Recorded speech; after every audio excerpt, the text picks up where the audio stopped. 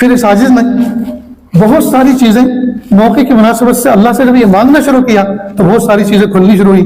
मसलन जमजम पिया तो दुआ करता था, प्यारे अल्लाह, और आज भी दुआ करता हूँ, प्यारे अल्लाह, इस मुबारक पानी के पीने के बाद हराम चीज खाने और पीने से हमेशा के लिए बचा दीजिए।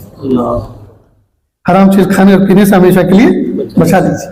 जब गुस्ल करके बाहर निकलता हूँ तो दिल में ये कैफियत होती है और दुआ करता हूँ, प्यारे अल्लाह, जिस्म के जाहिरी मैल को तो मैंने मलमल के साबुन के जरिए से धो दिया, अल्लाह बातिन के मैल को कैसे दूर करूं, या अल्लाह इसको आप अपने फजल से धो दीजिए। ये मौके की मुनासिबत से दुआ है।